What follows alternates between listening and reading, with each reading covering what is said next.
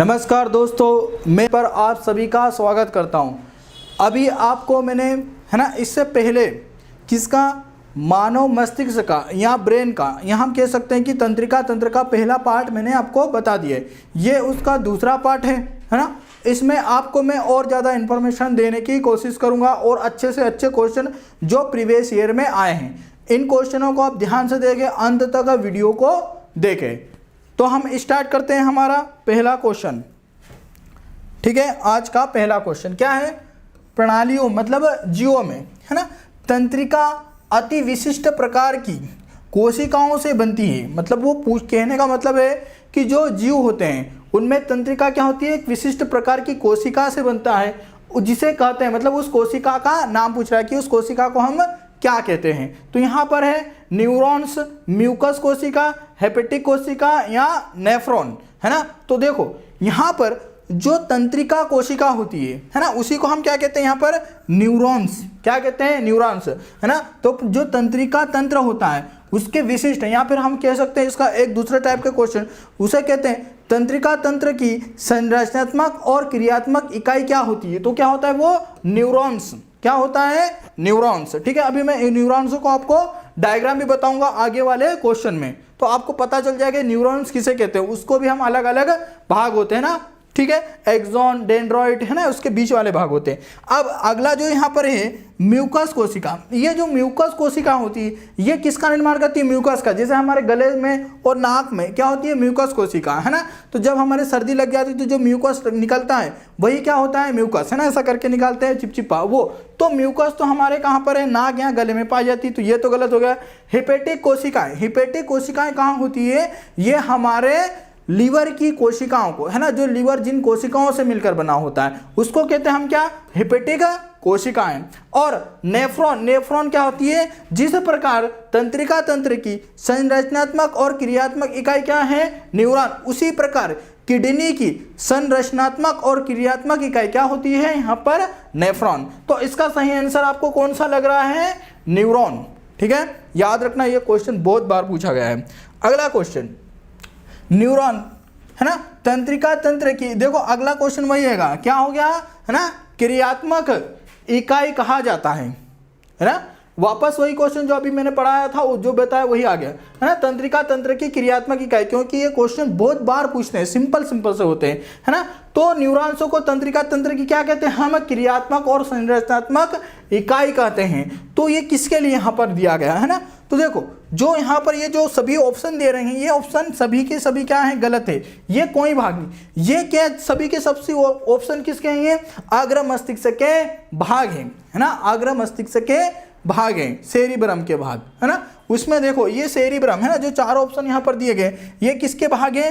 अग्र मस्तिष्क के भाग है। किसके भाग है? अग्र मस्तिष्क के भाग है। मैं आपको इसमें अग्र मस्तिष्क के भाग बताता हूँ, है ना। यहाँ पर अभी मस्तिष्क का मैं डायग्राम ऐसे ही बनाता हूँ। देखो यहाँ पर इस प्रकार, देखो इस प्रकार हमारा क्या होता है? मानव का मस्तिष्क होता है। और याद रखना जो मनुष्य का मस्तिष्क होता है वो यहाँ पर 400, है ना, या फिर 1400 ग्राम या कभी कभी 1400 से 1800 ग्राम का बात कर रहा हूँ, है ना, इसका वजन होता है। वो हल्का गुलाबी रंग का और कैसा होता है? अखरोट के समान। ये दिख रहा है ऐसा अखरोट के समान, अभी डायग्राम बताऊंगा मैं, ऐसा होता है। तो जो इसका अग्र मस्तिष्क होता है, कौन सा अग्र मस्तिष्क? यहाँ से लगाकर यहाँ तक, इनको हम चार भागों में बांटते हैं, है ना। यहाँ पर चार भाग, देखो जो आगे वाला होता है यहाँ पर दिया है, उस भाग को हम क्या कहते हैं? फ्रंटल लोब, है ना। क्या होता है? ये सेरिब्रम की हम बात कर रहे हैं, है ना, सेरिब्रम। सेरिब्रम को चार भाग, आगे वाला होता है ये होता है फ्रंटल लोब, ये बुद्धि का केंद्र होता है। ठीक है, फिर यहाँ से लगाकर यहाँ तक, फिर उसके बाद यहाँ तक, इसके बाद होता है फ्रंटल के बाद होता है पेरिटल लोब, है ना। ये वाला कौन सा हो जाएगा? मैं पी कर देता हूँ, है ना, PL मतलब पेरिटल लोब, और ये FL मतलब फ्रंटल लोब। यहाँ पर लिखा हुआ है मैंने, ठीक है, यहाँ से देख लेना। और इसके अंदर वाला ये वाले भाग इसे हम कहते हैं टेम्पोरल लोब, मतलब TL, है ना, टेम्पोरल लोब। और ये लास्ट वाला होता है इसे कहते हैं हम ऑक्सीपिटल लोब। ठीक है, तो ये क्या है? सेरिब्रम के भाग है। ठीक है, और यहाँ पर हमें जो क्वेश्चन मैंने दिया था उसका यही है, क्या है ना, न्यूरॉन्स क्या कहलाते हैं हमारे, है ना, तंत्रिका तंत्र की संरचनात्मक और क्रियात्मक इकाई। और ये उसी के क्या है? सेरिब्रम, मस्तिष्क, ब्रेन के क्या है? चार लोब होते हैं। ठीक है, मैंने ये समझा दिया, ये क्वेश्चन का मतलब ये था, पर यहाँ पर कुछ अलग ही टाइप हो गया। ये देखो यहाँ पर ये क्या है, मस्तिष्क से हमारा ब्रेन। अब देखो मैंने बताया था, है ना, ये देखो ये वाला मस्तिष्क यहाँ से लगाकर यहाँ तक, इसे क्या कहते हैं हम, अग्र मस्तिष्क। क्या कहते हैं इसे, अग्र मस्तिष्क। अग्र मस्तिष्क के ये चारों भाग यहाँ पर दे रखे हैं, है ना। ये वाले भाग को हम क्या कहते हैं, फ्रंटल लोब, है ना, यहाँ से लगाकर यहाँ तक, ये दिख रहा है आपको फ्रंटल लोब। और यहाँ से लगाकर यहाँ तक आपको ऐसा दिखाई दे रहा है, ये यहाँ से, इस भाग को हम कहते हैं पेरिटल लोब, है ना। फिर यहाँ से यहाँ तक आएगा, ये यहाँ पर पेरिटल लोब चल रहा है। ये यहाँ से अगर आपको देखा, ये ग्रीन ग्रीन कलर का ऐसे दिखाई दे रहा है, ये वाला, इसे कहते हैं ऑक्सीपिटल लोब। क्या कहते हैं, ऑक्सीपिटल। आगे वाला फ्रंटल, है ना, ये बीच वाला क्या हो गया, पेरिटल, है ना, ये लास्ट वाला क्या आ गया, ऑक्सीपिटल। और ये यहाँ की साइड आपको ये दिख रहा है ऐसा नीला नीला कलर का, ये होता है टेम्पोरल लोब। ठीक है, तो ये क्या है, सेरिब्रम के 4 लोब है ना यहाँ पर। अब और मैं बता देता हूँ, डायग्राम में मैं आपको सभी क्वेश्चन यहीं पर क्लियर करवा दूंगा, ताकि आपको वहाँ पर बार बार डायग्राम नहीं देखना पड़ेगा। ठीक है, तो देखो यहाँ पर, यहाँ से स्टार्ट हमारा मध्य मस्तिष्क आ जाता है, इधर सब ये वाला भाग किस में आता है, मध्य मस्तिष्क में, है ना, यहाँ पर। तो देखो आपको इस प्रकार की संरचना यहाँ पर दिखाई दे रही है, ये वाली, है ना, हल्की हल्की गुलाब करें, इसे कहते हैं हम हाइपोथैलेमस। इसे क्या कहते हैं हम, हाइपोथैलेमस, यहाँ लिख लेना।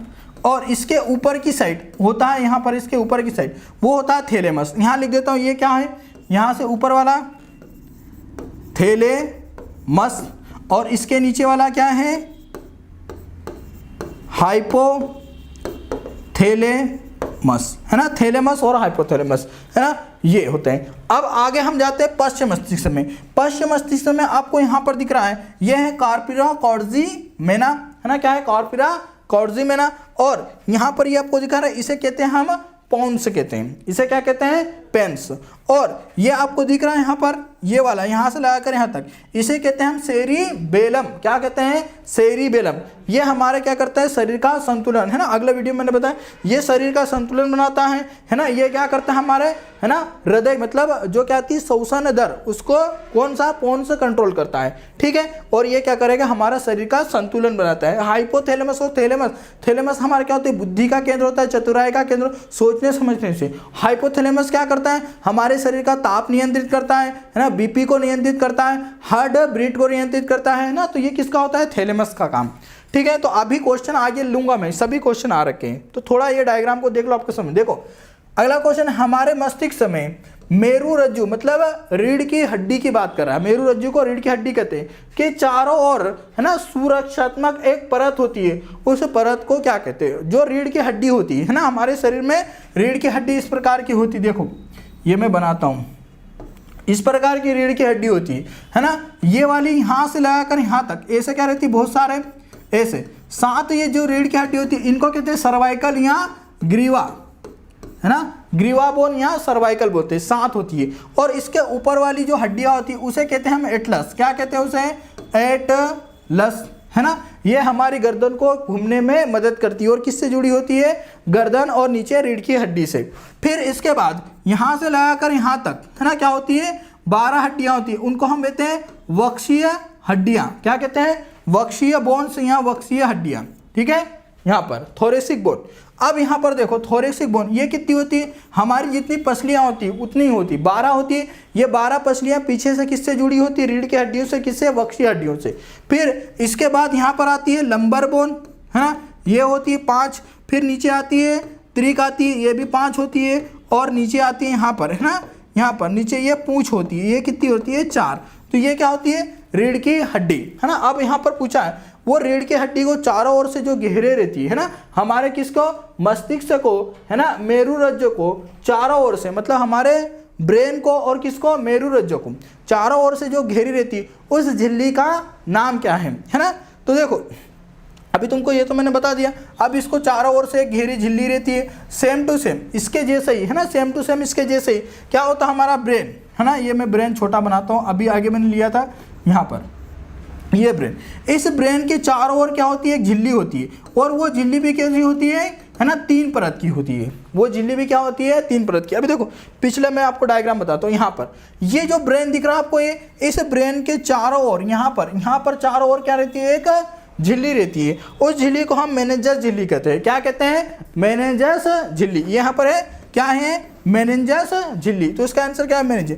पेरिकार्डियम ये किसके ऊपर होता है, पेरिकार्डियम, है ना, पेरिकार्डियम झिल्ली हार्ट के ऊपर होती है ना। कार्पस कैलोस, ये कार्पस कैलोस होता है, ये क्या होता है, जो मस्तिष्क है ना, ये क्या होता है हमारा राइट लोब और लेफ्ट लोब, इनको जो दोनों भागों में बांटती है उसे कहते हैं, हम उस झिल्ली का नाम है वो है क्या, कार्पस कैलोसम। ठीक है, ये बाद में पढ़ाऊंगा अगले बारे में, है ना। रीनल फेल्सिया, तो ये तो नहीं होगा, तो हमारा ये भी गलत, ये भी गलत, ये भी। उस झिल्ली को क्या कहते हैं, मेनिंजस झिल्ली। अब देखो ये आपको मैं एक्स्ट्रा चीज, जो राजा मोहन राय थे ना, जिन्होंने सती प्रथा का और बाल विवाह का क्या करा था, विरोध करा था, उनको क्या हो गया था, जो मेनिंजस झिल्ली, मतलब हमारे मस्तिष्क को चारों ओर से घेरी हुई एक झिल्ली रहती है, पतली झिल्ली, ये मेनिंजस झिल्ली, इसके कारण क्या होता है, इसमें सूजन आ जाती है, जिसके कारण मेनिंजाइटिस रोग हो जाता है। कौन सा रोग हो जाता है, मेनिंजाइटिस, है ना, मेनिंजाइटिस रोग हो जाता है ना। इसमें झिल्ली में सूजन, जिसके कारण सिर दर्द होता है। और राजा मोहन राय जो थे, उनकी मृत्यु किससे हुई थी, ये मेनिंजाइटिस रोग के कारण।